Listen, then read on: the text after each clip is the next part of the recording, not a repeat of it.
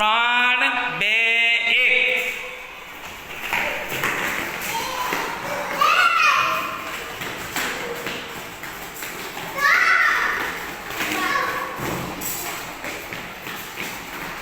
જેના દડા થઈ જાય તેમણે પોતાની જગ્યા ઉપર ઊભું રહેવાનું છે.